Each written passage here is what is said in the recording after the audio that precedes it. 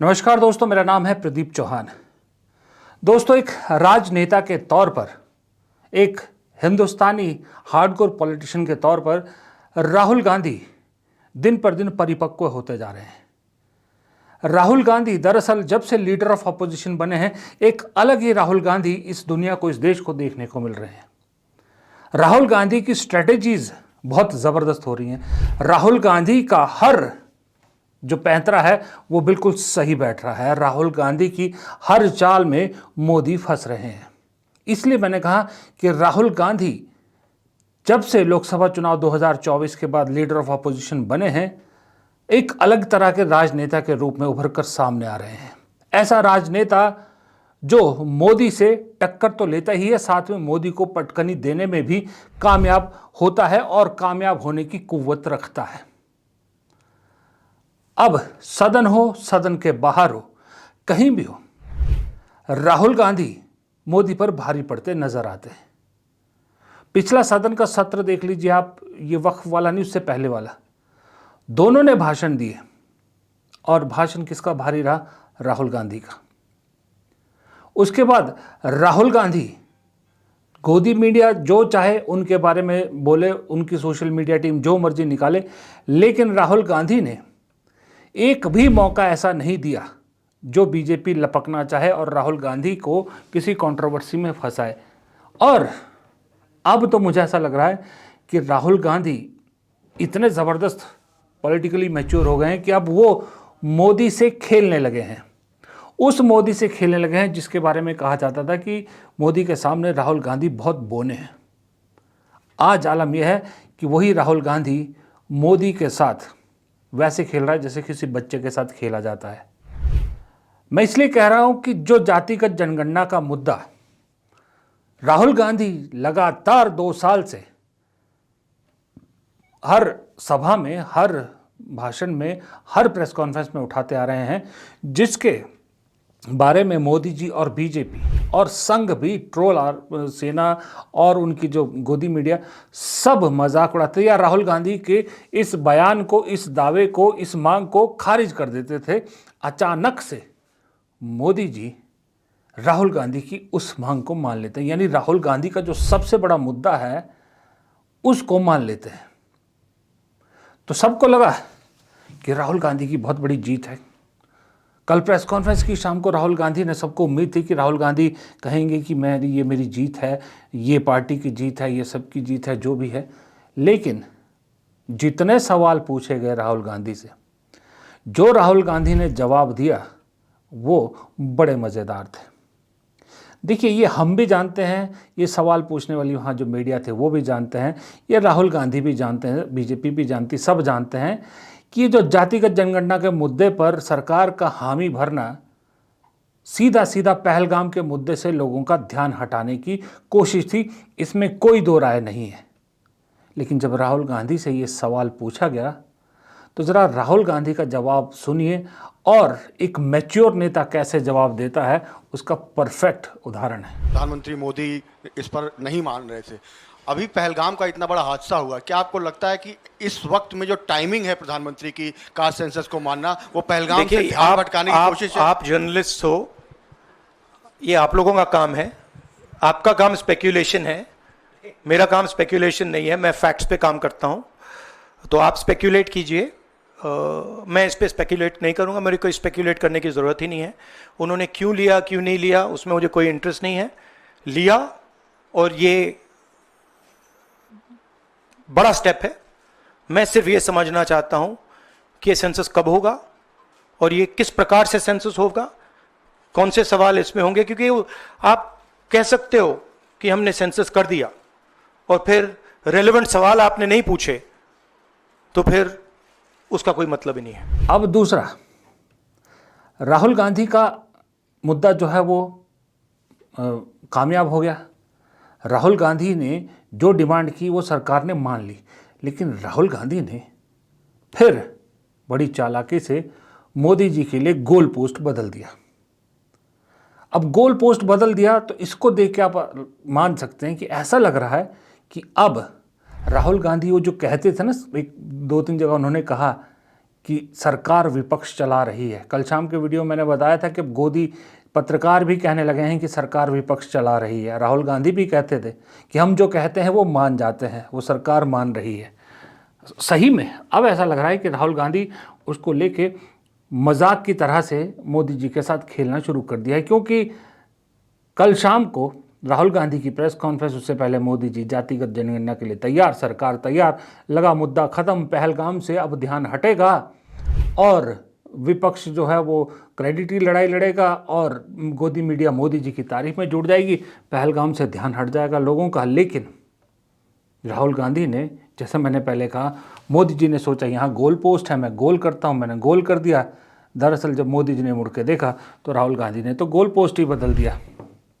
जातिगत जनगणना हो गया, ठीक है, राहुल गांधी ने कह दिया बहुत बहुत स्वागत है और एक टाइमलाइन दे दीजिए, लेकिन साथ में नई चीज़ मोदी जी के सामने रख दी।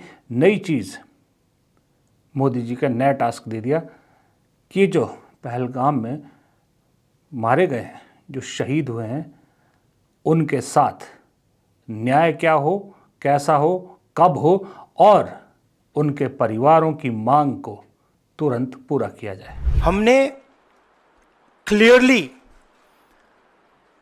ऑपोजिशन की और सरकार की मीटिंग में क्लियर हमने लाइन दी है, यूनानिमस लाइन, कि जो हुआ है एक्सेप्टेबल नहीं है और पूरा का पूरा ऑपोजिशन 100% सपोर्ट सरकार को देगा और दे रहा है। नरेंद्र मोदी को एक्शन लेना है, एकदम एक्शन लेना है और पूरा का पूरा विपक्ष उनके साथ खड़ा है। जिन लोगों ने यह किया है, दे हैव टू पे the price for this.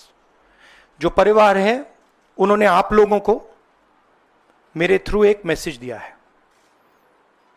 Actually प्रधानमंत्री जी को उन्होंने मुझे कहा कि आप प्रधानमंत्री जी को ये बताइए, तो मैं 28 जो हमारे शहीद हैं उनके साइड से प्रधानमंत्री को आपके माध्यम से मैसेज दे रहा हूं। प्रधानमंत्री जी, उन्होंने कहा है कि हमारे जो बच्चे हैं वो शहीद हुए हैं, हम चाहते हैं कि आप उनको शहीद का दर्जा दीजिए, रिस्पेक्ट दीजिए। अब आप बताइए, अब राहुल गांधी जानते हैं कि ये जातिगत जनगणना मुद्दे की अब घंटी बजाने का, ढिंढोरा पीटने का कोई फ़ायदा नहीं है। अब तो जो भी इसका क्रेडिट लेने की होड़ होगी, वो सरकार जो है वो सब चीज़ में लाइन में आगे लगने की कोशिश करेगी। बेहतर है मुद्दा बदल दो। इससे दो चीज़ हो गई राहुल गांधी के, एक तो मुद्दा बदल गया और दूसरा, जिस चीज़ से ध्यान हटाने के लिए सरकार ने ये जातिगत जनगणना का फैसला किया, उससे ध्यान नहीं हटेगा। राहुल गांधी अब उस मुद्दे को उठाएंगे कि इन परिवारों के साथ न्याय हो, पाकिस्तान को सबक सिखाया जाए, आतंकवाद को सबक सिखाया जाए, कड़ी से कड़ी कार्रवाई हो, यानी जनता के दिमाग से मुद्दा नहीं हटने देना है। यही चीज़ उन्होंने जातिगत जनगणना के मुद्दे पे भी लागू की थी ना। दरअसल पिछले 2 साल से राहुल गांधी ने इस मुद्दे को मरने ही नहीं दिया। बहुत कोशिश की सरकार ने, बहुत कोशिश की सरकार के तंत्रों ने कि इस मुद्दे को खारिज किया जाए, लेकिन राहुल गांधी ने मरने नहीं दिया और एक बाकायदा बड़ी सोची समझी रणनीति के तहत इस मुद्दे को अंजाम तक पहुंचाया। ये सिर्फ हमने दबाव नहीं डाला, ये सिर्फ दबाव नहीं डाला है हमने, ये हमने ऑर्गेनाइज तरीके से बहुत गहराई से कैंपेन चलाया है, ग्रासरूट लेवल पे कैंपेन चलाया है और महीनों से हम ये कैंपेन चला रहे हैं और इस कैंपेन का असर पड़ा है, इफेक्ट आया है और इसीलिए इन्होंने ये डिसीजन लिया है। अब सवाल ये उठता है कि कैंपेन के जरिए जातिगत जनगणना का मुद्दा सिरे तक पहुंचाया, अब राहुल गांधी टाइमलाइन मांग रहे हैं और साथ में मॉडल पूछ रहे हैं किस मॉडल पे किया जाएगा। वो कह रहे हैं तेलंगाना मॉडल को अपनाया जाए, ना कि बिहार मॉडल को। खैर छोड़िए, वो सरकार क्या करेगी क्या नहीं करेगी वो बाद में पता लगेगा। लेकिन जो क्रेडिट की लड़ाई है उसमें राहुल गांधी कहीं नहीं, क्योंकि ऑटोमेटिक क्रेडिट उन्हीं का है, इसमें कोई शक नहीं है। लेकिन सवाल ये उठता है कि अब ये जो पहलगाम के मुद्दे पर राहुल गांधी जुट गए हैं, राहुल गांधी ने पहलगाम के मुद्दे को अब पकड़ लिया है, इस पर सरकार क्या करेगी? क्योंकि प्रधानमंत्री तो न कश्मीर गए, किसी शहीद के घर जाना तो दूर की बात, न कोई और बीजेपी का बड़ा मंत्री शहीदों के यहाँ गया, बस गृह मंत्री ने श्रद्धा सुमन श्रीनगर में भेंट किए थे।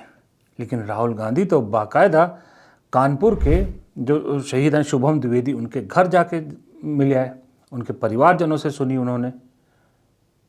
और हो सकता है आने वाले दिनों में कुछ और लोगों के घर भी वो जाए।